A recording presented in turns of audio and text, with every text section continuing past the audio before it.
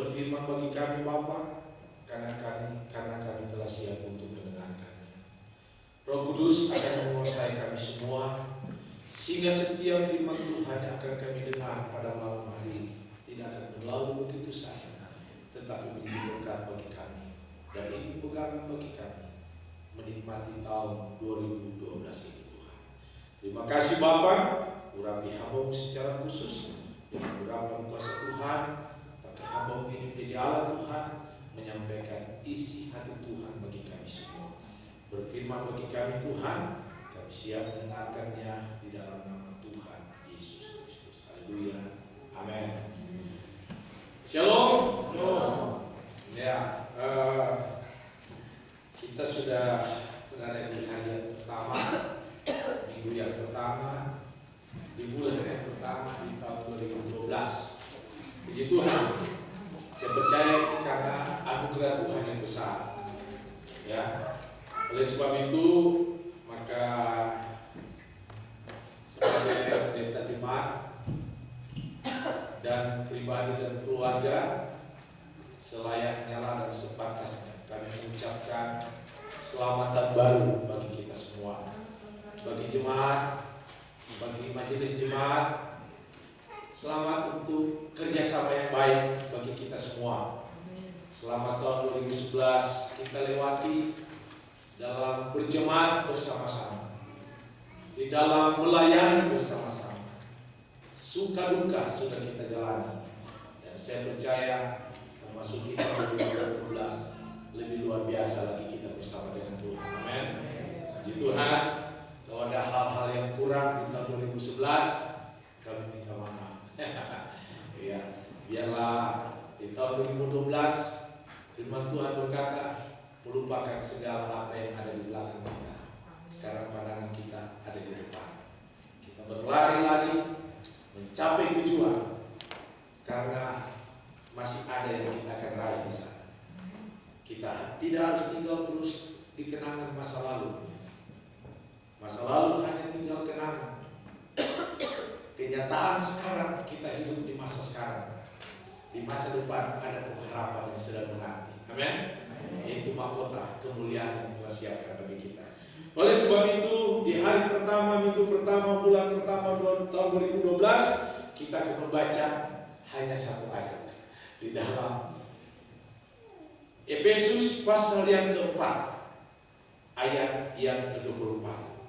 Efesus pasal yang keempat, ayat yang ke-24. Saudara perhatikan, saya membaca ayat ini untuk kita semua. Efesus pasal yang keempat, ayat yang ke-24. Dan mengenakan manusia baru yang telah diciptakan menurut kehendak Allah di dalam kebenaran dan kekudusan yang sesungguhnya. Sekali lagi, ini kalimat sambung dari kalimat-kalimat yang sebelumnya. Dan mengenakan manusia baru yang telah diciptakan menurut kehendak Allah di dalam kebenaran dan kekudusan yang sesungguhnya. Saudaraku yang kekasih dalam Tuhan, kitab Efesus itu adalah satu suratan kiriman dari Paulus, seorang rasul. Nah, waktu dia mengirim surat ini kepada jemaat, kepada orang percaya, kepada orang Kristen, dia bukan dalam keadaan situasi yang seperti kita nikmati sekarang ini, sedang happy, sedang tertawa, sedang bersukacita, sedang menikmati berkat-berkat Tuhan yang luar biasa. Tetapi waktu dia menulis kitab Efesus, dia sedang terbelenggu, artinya dia sedang dipenjara. Dia berada di penjara. Dia masuk penjara bukan karena maling. Dia masuk penjara bukan karena tipu sana, tipu sini, bukan ya. Dia masuk penjara bukan karena merugikan orang lain, tetapi dia dipenjarakan oleh karena Injil, oleh karena firman Tuhan. Efesus pasal yang pertama berkata, dia dipenjarakan oleh karena Tuhan. Jadi oleh karena Tuhan dalam arti bukan gara-gara Tuhan, bukan ya, bukan gara-gara Tuhan, oleh karena dia mempertahankan pelayanannya kepada Tuhan, oleh karena dia mempertahankan tugas pelayanan yang Tuhan tunjukkan kepada dia untuk dia kerjakan, sehingga tidak pandang bulu, dia kerjakan dan dia tidak ada rasa takut, mau mati, mau hidup, mau diberkati, mau susah, mau dipenjara pun dia tidak peduli. Itulah yang dia maksudkan. Oleh karena Tuhan dia dipenjarakan. Jadi dalam situasi sebenarnya yang tidak memungkinkan bisa memberikan penguatan kepada orang yang ada di luar. Nah, saya pernah bertanya kepada orang yang di penjara, karena seringkali saya sampaikan dari kami di Indonesia melayani penjara. Nah, kalau saya bertanya kepada orang yang di penjara, saya berkata, apa yang ada di dalam pikiranmu? Apa yang ada di dalam pikiran dan hatimu? Dia cuma jawab satu kalimat, yang ada di pikiranku adalah secepatnya aku ingin bebas. Kenapa? Aku capek di penjara ini. Kenapa? Aku menderita di penjara ini. Jadi yang ada dalam pikiran orang yang di penjara adalah satu, ingin bebas, ingin menikmati hidup bebas di luar sana. Betul? Dan Paulus sebagai orang yang di penjara tidak menutup kemungkinan juga yang ada dalam pikirannya, kapan aku bebas. Apalagi dipenjarakan bukan karena melakukan kesalahan secara hukum, tetapi dipenjarakan oleh karena melakukan satu kebenaran, bukan kesalahan. Hukum terputar. Yang seharusnya yang salah dihukum, tetapi justru yang benar dihukum. Yang ada dalam pikirannya mungkin dia akan berkata, aku ingin bebas. Mungkin dia berkata seperti Yohanes Pembaptis dulu, ya kan? Dia berkata, apakah engkau itu Tuhan, gitu kan? Artinya dia bisa berkata, kalau memang benar-benar Tuhan itu ada, kenapa Tuhan tidak bela aku di penjara, kira-kira begitu. Tetapi justru tidak demikian. Dia di penjara, dia dalam keadaan menderita, dalam keadaan susah. Dia tidak pikir tentang dirinya, tetapi dia tentang pikir orang lain, orang yang ada di luar, jemaat orang percaya yang ada di Efesus, kondisi rohaninya mereka. Dia tidak mau orang Kristen, orang percaya di Efesus itu binasa. Oleh sebab itu, walaupun dia dalam keadaan susah, dia menuliskan kitab Efesus untuk menguatkan mereka, supaya orang Kristen di Efesus itu berubah hidup mereka. Khususnya di dalam Efesus pasal yang keempat. Kalau Efesus pasal yang keempat, saya melihat dibagi dalam 4 bagian. Bagian yang pertama, ayat 1 sampai dengan ayat yang ke-6, itu memiliki pengertian, memiliki intinya di dalamnya adalah kesatuan tubuh Kristus. Bagaimana hidup sebagai tubuh Kristus yang didasarkan kepada panggilan sesuai, hidup sesuai dengan panggilan, hidup sepadan dengan panggilan. Kalau perhatikan ayat-ayat yang pertama dari bagian pertama dari Efesus pasal yang keempat. Sebab itu aku menasihatkan kamu, aku orang yang dipenjarakan karena Tuhan, supaya hidupmu sebagai orang-orang yang telah dipanggil berpadanan dengan panggilan itu. Itu dia ingatkan. Dalam keadaan dia dipenjarakan, dia mengirim surat kepada orang Kristen di Efesus supaya hidup mereka itu sesuai dengan panggilan, berpadanan dengan panggilan. Panggilan mereka, hendaklah kamu selalu rendah hati, lemah lembut, sabar. Tunjukkanlah kasihmu dalam hal saling membantu, dan berusahalah memelihara kesatuan roh oleh ikatan damai sejahtera, satu tubuh, satu roh, sebagaimana kamu telah dipanggil kepada satu pengharapan yang terkandung dalam panggilanmu. Satu Tuhan, satu iman, satu baptisan, satu Allah, satu Bapa dari semua, Allah di atas semua, dan oleh semua, dan di dalam semua. Itu kesatuan tubuh Kristus. Paulus ingin ingatkan supaya mereka hidup sesuai dengan panggilan, menjaga persatuan dan kesatuan sebagai orang percaya. Bagian yang kedua, kalau saudara baca ayat yang ke-7 sampai dengan ayat yang ke-16, itu berbicara tentang kesatuan karunia roh yang berbeda tetapi satu.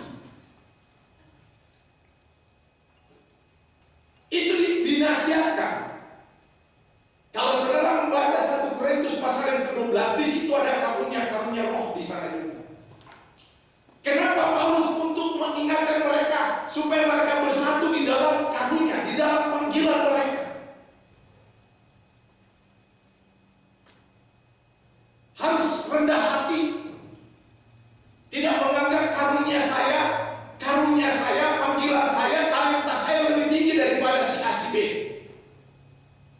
Itu Paulus ingin ingatkan supaya mereka menjaga kesatuan, karena setiap karunia, talenta yang Tuhan berikan kepada jemaat dalam pelayanan cuma satu tujuannya, untuk pembangunan tubuh Kristus, untuk membangun jemaat, bukan untuk membangun diri sendiri, untuk kebanggaan diri sendiri.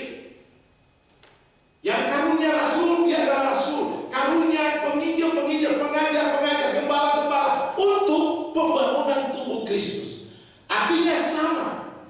Karunia itu sama. Itu Paulus ingatkan.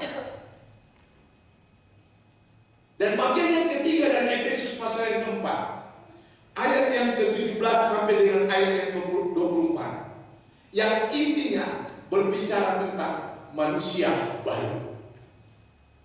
Dan pada ayat yang ke-25 sampai dengan ayat 32, bagian yang keempat dari Efesus pasal yang keempat ini, yang berisikan tentang cara hidup manusia baru. Oleh sebab itu, di hari yang pertama, minggu yang pertama, bulan pertama tahun 2012, tema khotbah kita adalah melangkah memasuki tahun 2012 dengan manusia baru. Amin. Memasuki tahun 2012 memakai manusia baru. Ditarik dari 32 ayat, diambil satu ayat yang ke-24. Alkitab berkata, firman Allah berkata di sana, dari Efesus pasal yang keempat, dia berkata begini di sana, dan mengenakan manusia baru yang telah diciptakan menurut kehendak Allah di dalam kebenaran dan kekudusan yang sesungguhnya.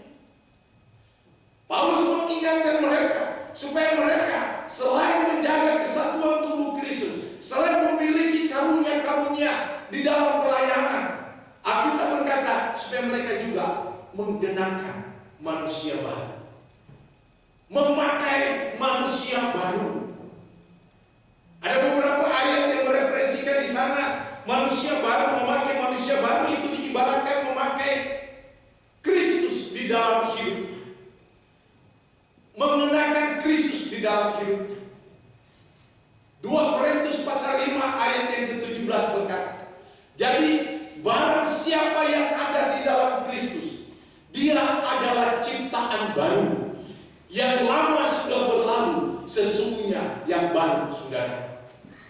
Ayat 22 dan Efesus pasal yang keempat merupakan kontras daripada ayat yang ke-24. Ayat 22 berkata, yaitu bahwa kamu yang berhubung dengan kehidupan kamu yang dahulu harus menanggalkan manusia lama yang menemui kebinasaannya oleh nafsu yang menyesatkan. Kenapa Paulus katakan mengenakan manusia baru, pakaian Kristus yang harus dipakai? Karena kalau memakai manusia lama akan menuju kepada kebinasaan. Manusia baru akan menuju kepada satu kehidupan. Karena di mana Yesus berada, di situ ada satu kehidupan. Amin. Mengenakan manusia baru, ciptaan baru. Barang siapa yang ada di dalam Kristus, dia adalah ciptaan baru. Yang lama sudah berlalu. Ayat ini yang salah saudara tafsirkan ya, yang saudara tanggapi. Sampai di rumah langsung bilang, tadi khotbah tahun baru, yang lama sudah berlalu. Karena sudah terlalu lama nih. Saudara tahun tahun kawin, baru 24, 25, terlalu lama. Pendeta bilang yang baru sudah datang, bukan itu. Bukan itu maksudnya, yang salah tafsir di ayat ini. Pas lagi dia lihat yang baru-baru, mengukuhkan juga khotbah pendeta Tuhan. Kita sebosan itu lama ini. So 30 tahun, 20 tahun. So lama sebenarnya, so pasti. Kapan waktunya? Ada firman Tuhan datang. Barang siapa yang ada dalam Kristus, dia ciptaan baru. Yang lama berlalu. Sorry, firman Tuhan. Yang baru, yang kocok-kocok, yang kuat-kuat itu, dia sudah datang. Yang baru sudah. Bukan itu, jangan salah tafsir.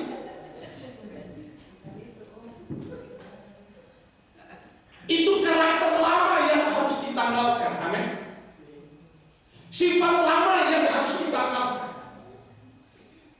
Nanti manusia baru di dalam ayat 25 dan seterusnya ada di sana. Bagaimana? Manusia baru yang diciptakan Tuhan, bukan manusia baru yang kita bikin. Alkitab berkata ayat yang ke-24, dan mengenakan manusia baru yang telah diciptakan Tuhan. Manusia baru yang dijadikan Tuhan menurut kehendaknya di dalam kebenaran dan kekudusan yang sesungguhnya. Manusia baru yang diciptakan Tuhan, dan itu merupakan kehendak Tuhan di dalam kebenarannya dan di dalam kekudusan. Kalau kita menerima Kristus, ciptaan baru di dalam Kristus, maka kita hidup sebagai manusia baru sesuai dengan kehendak Tuhan.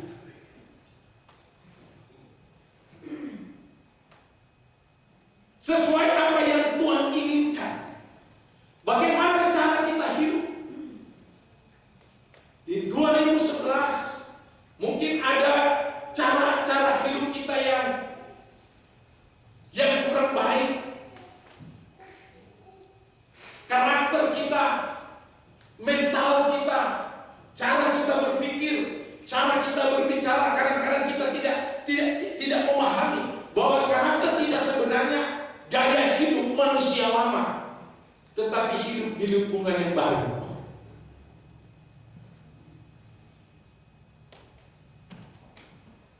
Makanya waktu kita ada retreat, Pak Johan sempat ulas, ada orang Kristen duniawi, ya kan? Yang kedua saya katakan pakai kalimat saya, ada orang Kristen duniawi, ada orang duniawi bertabiat duniawi. Orang di sana yang tidak percaya Tuhan memang karakternya duniawi. Dan ada orang anak Tuhan, orang Kristen, orang percaya, manusia rohani tetapi berkarakter duniawi. Dan ketiga, ada manusia yang rohani, orang Kristen yang berkarakter tabiat rohani. Ada tiga tipe yang seringkali muncul. Kalau manusia duniawi berkarakter duniawi, itu ada di sana, dia tidak mungkin datang ke gereja. Tetapi yang paling banyak di lingkungan kita, orang Kristen, orang percaya, orang rohani, tetapi berkarakter duniawi, gitu. Itulah yang Paulus katakan, mengenakan manusia baru, yang lama itu harus ditinggalkan. Kalau kita sudah menerima Tuhan, Paulus katakan, barang siapa yang ada dalam Kristus adalah ciptaan baru, karakter lama ini harus ditanggalkan, harus ditinggalkan. Tidak perlu dibawa-bawa di tahun 2012. Kita tinggalkan. Biarlah dia pergi dengan tahun 2011. Saya mau memakai pakaian baru, jubah baru, manusia baru, yaitu manusia Kristus dalam hidupku. Petrus katakan, karakter ilahi yang ada di dalam hidup kita, tak karena kita menjadi manusia baru. Kita berjalan dengan memakai pakaian baru, jubah baru, yaitu manusia baru di dalam Tuhan. Dan ayat 25 berkata, karena itu buanglah segala dusta, berkatalah benar seorang kepada yang lain, karena kita adalah sesama anggota sebagai tubuh Kristus, manusia baru, mengenakan manusia baru. Segala bentuk kedustaan, segala bentuk kebohongan, Alkitab berkata itu tidak sesuai dengan manusia baru. Amin. Itu harus ditanggalkan.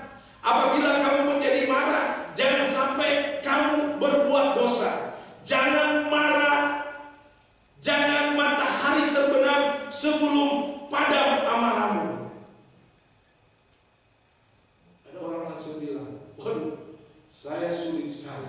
Kalau saya sudah marah, sulit sekali. Makanya saya kalau marah di waktu musim bintang, di waktu snow, dari pagi sampai terbenam tidak pernah kulihat matahari, jadi boleh marah. Jangan sampai matahari terbenam. Artinya jangan sampai matahari terbenam kita masih menyimpan marah. Dia lihat di luar, belum ada matahari, masih boleh marah. Sampai jam 7 dia ada belum keluar matahari, marah terus. Karena karena nggak lihat matahari. Alkitab berkata, kita boleh marah, tetapi jangan sampai menyimpan kemarahan itu. Kemarahan yang mengakibatkan dosa adalah kemarahan yang disertai dengan kebencian. Kalau tengok orang itu begitu,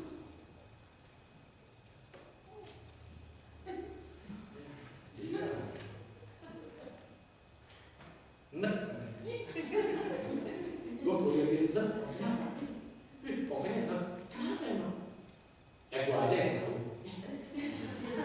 Lu yang tahu lu kasih dengan orang. Kalau hanya kita yang tahu, nggak perlu kasih dengan orang kan? Yuk kita ke sana. Oh pasti ada dia di situ. Kenapa? Ya benar dia. Ada yang terjadi dengan saya kemarin hari Jumat. Saya langsung datang dia. Dia bilang, kenapa nggak kelihatan di gereja beberapa minggu? Natal juga nggak kelihatan. Om, sorry om. Saya tahu pasti di gereja kan mengundang yang grup sana om. Saya nggak bisa lihat grup itu om. Saya sini. Dia langsung cerita. Saya tahu pasti mereka datang semua dan saya tidak bisa lihat. Saya masih sakit hati. Saya bilang mau bawa sampai di kuburan itu sakit hati. Mereka enak datang menyanyi, memuji Tuhan, menikmati berkat Tuhan. Lu yang sebel gak datang tanggal 25, rugi. Lu tahu kita ada kue, ada pandang. Ada kue. Gak makan ya. Kolesterol. Lu lihat badan lu, kalau udah jalan udah kayak mau makan lagi. Kue. Tapi bukan itu saya katakan. Segala kemarahan, kebencian harus ditanggalkan di tahun 2011. Ya. Lepas. Kalau menyadari bahwa kita adalah manusia baru di dalam Kristus, percaya Yesus, maka semuanya itu harus ditanggalkan. Amin.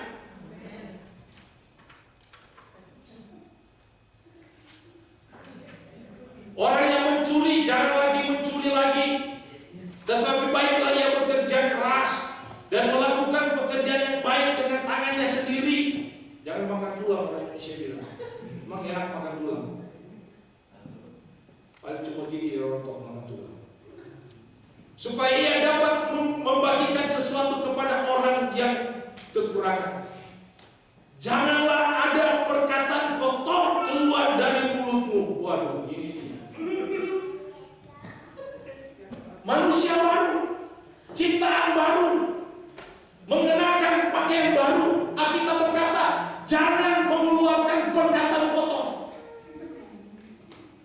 Maki orang, dasar keong.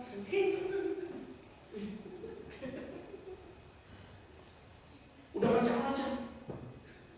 Oh dia lagi marah istrinya, dasar ular betina. Kami sama ular.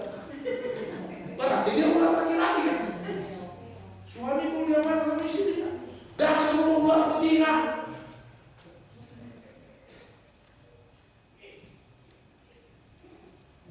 Di rumah ada satu CD, ada satu lagu judulnya Buaya Darat. Wih, dasar lo buaya. Di rumah kelihatan manis, kelihatan rohani, di luar buaya.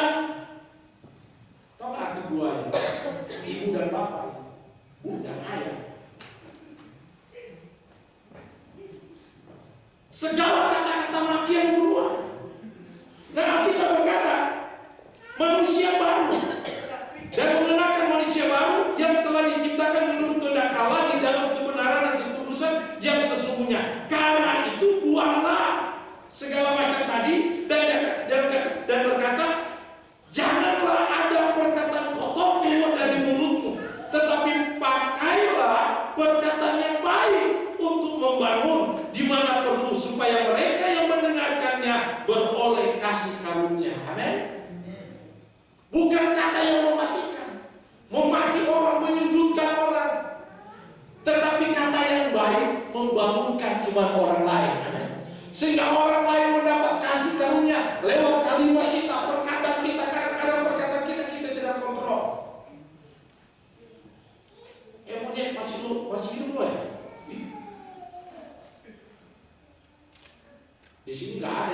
Gua kalau Indonesia udah lama nggak ketemu, aduh,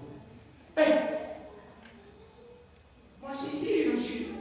Udah ngomong lagi salah satu jenis binatang.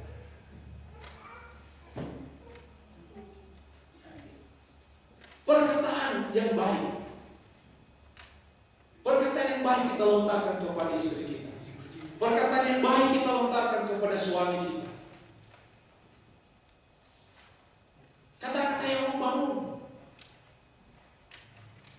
Saya pernah memberikan satu cerita, satu keluarga pisah cuma karena salah menyampaikan kata-kata, karena salah menyampaikan kalimat. Laki-laki dari suaminya dari latar belakang keluarga yang kurang, agak miskin, kawin dengan istrinya yang kaya, karena laki-lakinya ganteng,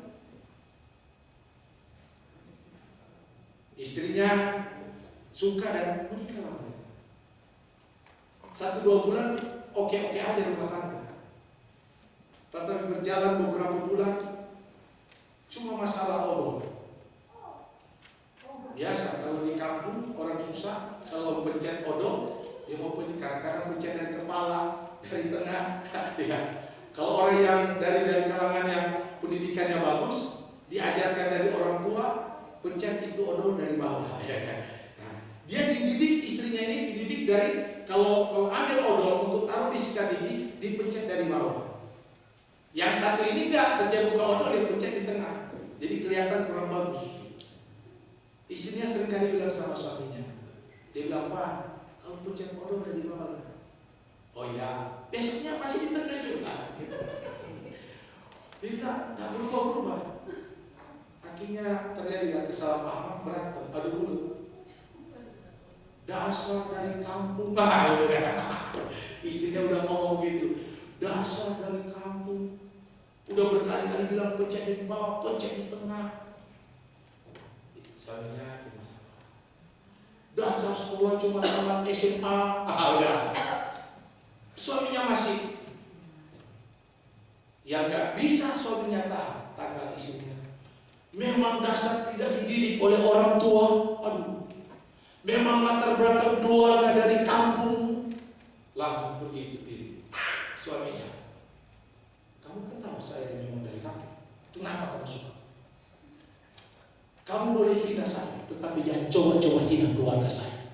Saya hidup oleh kaki orang tua saya." Langsung kacau balau.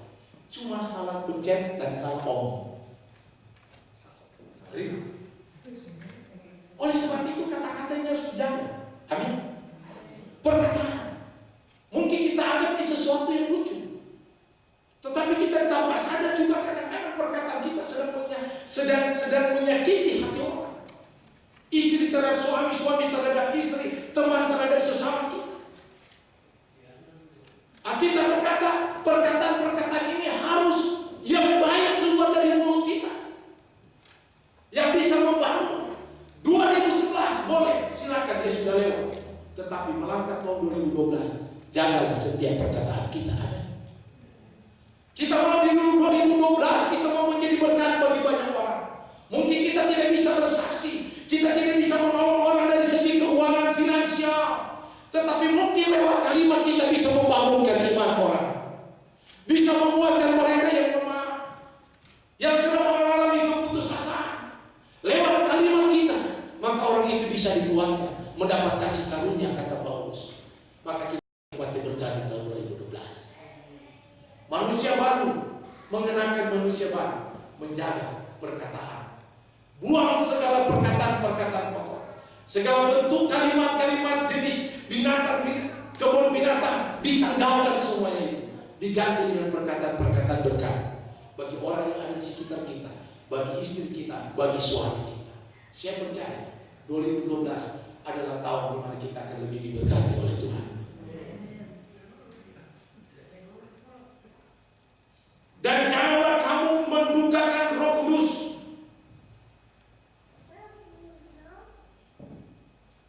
Janganlah kamu mendukakan Roh Kudus Allah yang telah memeteraikan kamu menjelang hari penyelamatan. Segala kepahitan, segala kegeraman, segala kemarahan, pertikaian, segala fitnah, hendaklah dibuang dari antara kamu. Demikianlah pula segala bentuk kejahatan. Manusia baru, cara hidup rohani, jangan membuat Roh Kudus itu duka hati. Jangan membuat Tuhan itu sedih melihat cara hidup kita sebagai orang percaya. Tidak menunjukkan bahwa kita tipu orang Kristen. Yang seringkali saya katakan, kita dengan orang di luar sana BBT, beda-beda tipis. Cuma beda mereka nggak ke gereja, kita ke gereja hari Minggu. Tetapi hidup dari hari Senin sampai hari Sabtu nggak beda jauh dengan mereka. Itu sedang mengecewakan hati Tuhan. Hati Tuhan sedih. Kalau lihat di gereja luar biasa, tetapi lihat di luar binasa. Cara hidup tidak sesuai dengan Tuhan inginkan. Tahun 2012 kita melangkah dengan mengenakan manusia baru. Amin. Buang segala cara hidup yang mendukakan Roh Kudus. Segala bentuk cara hidup yang senang fitnah, yang senang ngomongin orang. Kayaknya kalau nggak cerita satu orang dalam satu pertemuan itu gigi sakit.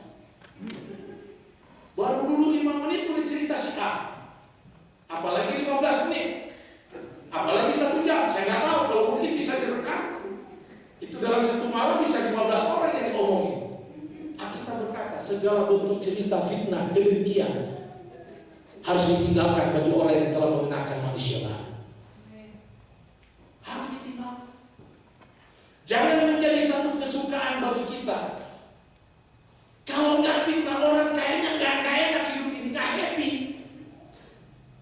Dalam satu perkumpulan 2, 3, 4 orang, kalau nggak menceritakan orang, nggak happy, nggak enjoy gitu. Apalagi kalau ketemu ada istilah gitu. Oh dia ketemu dia, oh botol ketemu tutup, botol ketemu penutupnya. Satu tukang angkat, satu tukang pempolin. Maka lengkaplah dan sempurna. Kasihan orang yang sedang diomongin. Mungkin lagi kegigit lagi mati. Kalau Tuhan bisa ngomong kepada orang itu, dia lagi ngomongin. Tapi kalau ketemu orang itu, halo apa kabar sih, halo, mau di selamat tahun baru ya. Kata tadi malam baru cerita bisa. Tuhan berkata, tinggalkan sifat seperti itu. Amin. Tinggalkan segala bentuk kedengkian. Karena sifat lama dikuburkan, ditinggalkan lewat pengorbanan Kristus. Yang sebentar kita akan menikmati tubuhnya yang terpecah-pecah oleh karena pelanggaran kita. Yang darahnya dicurahkan oleh karena kesalahan kita. Tanggalkan semuanya itu memasuki tahun 2012. Jangan kamu mendukakan Roh Kudus. Segala kepahitan, kegeraman, kemarahan, pertikaian dan fitnah hendaklah dibuang dari antara kamu. Bagi jemaat di Efesus, orang Kristen, orang percaya yang merupakan ukuran standar rohani, salah satu ukuran rohani di jemaat Asia Kecil. Kalau saudara membaca kitab Wahyu, tetapi buang kata Tuhan. Tetapi hendaklah kamu ramah seorang terhadap yang lain, penuh kasih mesra, saling mengampuni sebagaimana Allah di dalam Kristus yang telah mengampuni kamu. Amin. Hidup damai, hidup dengan penuh kasih mesra satu dengan lain. Terlebih manusia baru adalah manusia yang rela mengampuni. Amin. Manusia baru adalah manusia yang rela juga mengampuni dan diampuni oleh orang. Saya percaya kalau kita memiliki sikap hidup manusia baru, memasuki tahun 2012, maka tahun 2012 adalah tahun-tahun di mana kita akan menikmati berkat-berkat Tuhan yang luar biasa. Tetapi kalau kita masih bawa manusia lama di tahun yang baru, tahun 2012, kita bukan akan menikmati berkat. Efesus pasal yang keempat ayat yang ke-22 yang kita baca tadi. Kita akan menuju kepada ada di antara kita tidak mau binasa. Amin. Tidak mau terhilang, tidak mau tertinggal, tidak mau lenyap di tahun 2012. Tahun 2011 kelihatan aktif, tiba-tiba tahun 2012 mana dia? Udah gak ada, binasa. Kenapa? Manusia lama 2011 dia masih bawa di tahun 2012, artinya dia binasa di tahun 2012. Hilang dari pelayanan, hilang dari aktivitas hidupnya. Kalau cari susah, cari di gereja sana nggak ada, cari di sana nggak ada. Oh gampang, cari di Sentra City pasti ada, pasti ada di atas. Hilang. Kenapa? Memiliki gaya hidup yang lama, memasuki tahun yang baru. Oleh sebab itu malam hari ini, saya sebagai pendeta jemaat tentunya merupakan satu harapan dari majelis jemaat yang ada. Jemaat ICF, mari kita melangkah di tahun 2012, menikmati tahun 2012 dengan mengenakan manusia yang baru, menanggalkan hidup yang lama, masuk dan membawa manusia baru bersama dengan Kristus. Tuhan memberkati kita malam hari ini. Terima kasih Bapa dalam surga. Dalam nama Yesus Tuhan kami bersyukur buat firman yang Kau berikan kepada kami pada malam hari ini. Ada satu pesan yang indah dan luar biasa yang Kau berikan bagi kami Tuhan. Kami harus menanggalkan manusia lama kami. Segala karakter kami yang tidak baik, Engkau ingatkan supaya kami tanggalkan itu. Karena itu akan membawa kami menuju kepada satu kebinasaan. Satu hal yang indah Engkau berikan bagi kami untuk memasuki tahun 2012, kami mengenakan manusia baru, manusia Kristus yang ada dalam hidup kami. Karakter lama dibuang, kami membawa karakter Kristus, karakter yang hidup penuh dengan kasih, karakter yang rela mengampuni, karakter yang saling peduli satu dengan yang lain. Terima kasih Tuhan. Tanamkanlah firman ini dalam lubuk hati kami dalam. Biarlah firman ini boleh bertumbuh, berbuah. Biarlah firman ini menjadi berkat bagi kami dan menjadi berkat bagi orang di sekitar kami. Terima kasih Bapa. Terpujilah akan nama Tuhan kekal selama-lamanya. Roh Kudus akan menguasai kami, menyiapkan hati dan pikiran kami untuk menikmati perjamuan asal yang kudus pada malam hari ini. Lewat perjamuan ini, maka kami menikmati berkat Tuhan yang luar biasa, berkat-berkat rohani di dalam Tuhan, di dalam nama Tuhan Yesus Kristus. Haleluya, amin. Yang ditumpahkan bagi banyak orang untuk menjadi pengudusan bagi semua orang yang dengan hati yang rendah menyesali dan meninggalkan segala kejahatan. Oleh sebab hanya mereka yang sudah menyesali segala perbuatannya yang tidak baik dan tunduk meminta pengampunan atas segala kejahatannya serta percaya bahwa Yesus Kristus telah menebusnya, yang patut makan dari meja perjamuan Tuhan kita. Karena itu setiap orang yang makan dari meja perjamuan itu jangan lagi menuruti iblis, jangan lagi berbuat dosa. Putuskanlah segala ikatan-ikatan yang dikendalikan oleh iri hati, kecongkakan dan dengki. Ingatlah selalu bahwa Tuhan telah mati dan bangkit kembali untuk kita, supaya kita hidup dan menjadi layak makan dari meja perjamuan kudus ini. Oleh sebab itu, marilah kita membulatkan hati dan batin kita untuk memberikan jawaban atas pertanyaan-pertanyaan berikut ini. Untuk itu saya undang sidang jemaat untuk bangkit berdiri.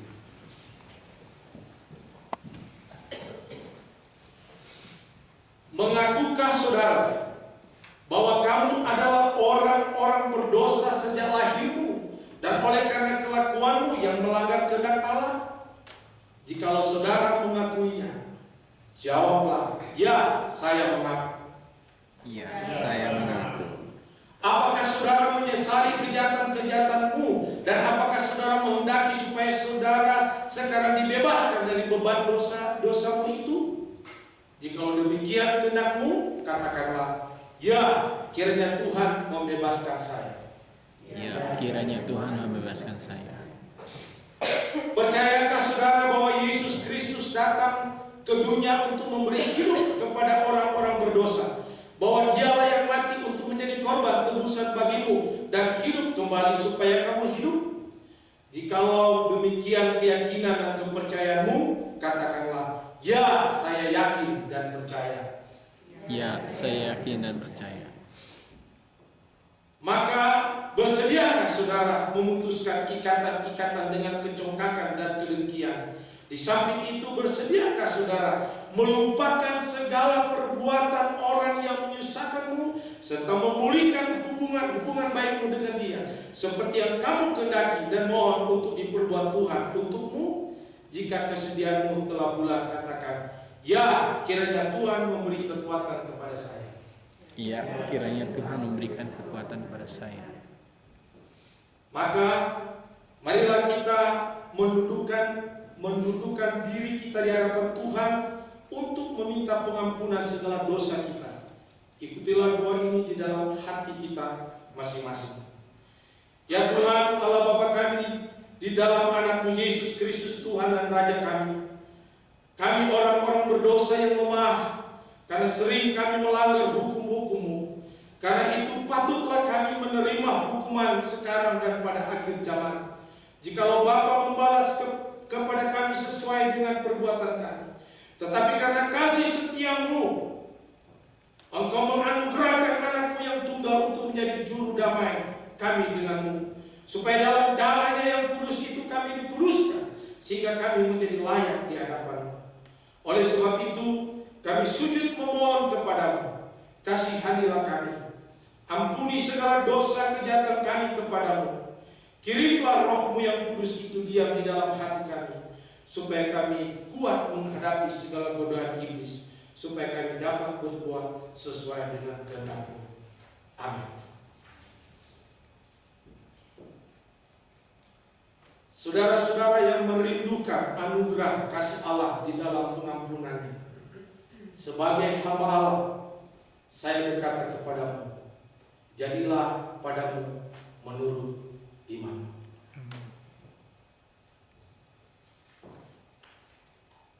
Sekarang dengarkanlah perkataan Tuhan Yesus waktu malam ketika Dia untuk terakhir kali makan bersama-sama murid-muridnya. Setelah Dia mengambil roti dan mengucap syukur, lalu Dia memecah-mecahkannya dan diberikan kepada murid-muridnya sambil berkata, ambillah dan makanlah, inilah tubuhku yang diserahkan bagi kamu, perbuatlah ini menjadi peringatan akan aku. Demikian juga diperbuatnya dengan cawan sesudah makan, katanya, terimalah dan minumlah kamu semua dari cawan ini. Cawan ini adalah perjanjian baru oleh darahku yang ditumpahkan bagi kamu untuk pengampunan dosa. Sekarang saudara-saudara, marilah, semua telah tersedia. Terimalah dan nikmatilah anugerah pemberian Allah.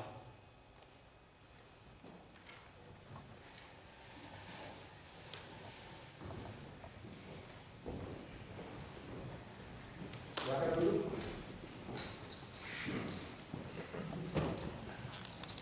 Karena kamu, itulah yang menetapkan dan memelihara hatimu. Percayalah kepadanya, supaya kamu beroleh hidup yang kekal.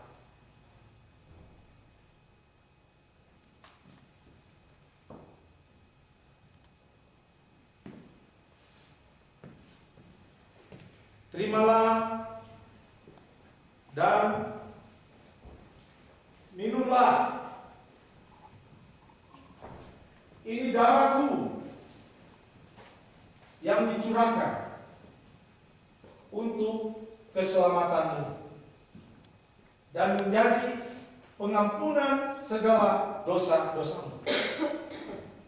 Itulah yang memelihara dan menetapkan hatimu. Percayalah kepadanya supaya kamu beroleh hidup yang kekal.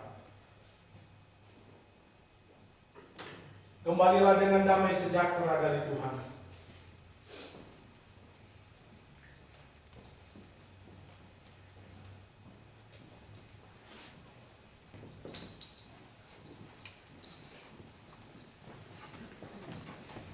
Tuhan Yesus berkata, terimalah dan makanlah.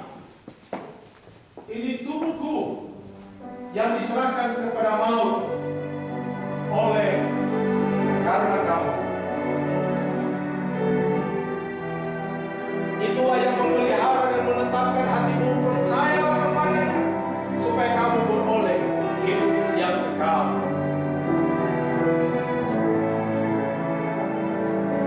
Tuhan Yesus berkata, terimalah dan minumlah.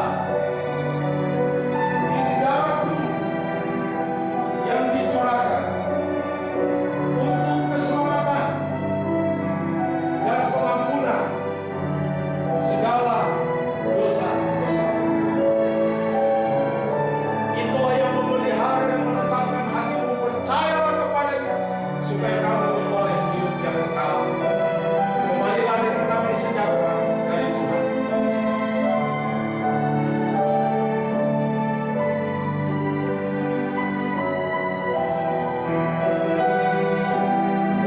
Tuhan Yesus berkata, terimalah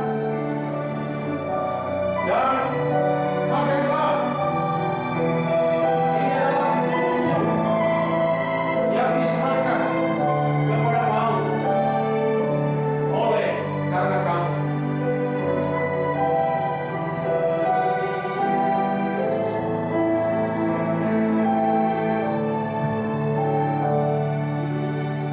Itulah yang memelihara dan menetapkan hatimu. Percayalah kepadanya supaya kamu beroleh hidup yang kekal.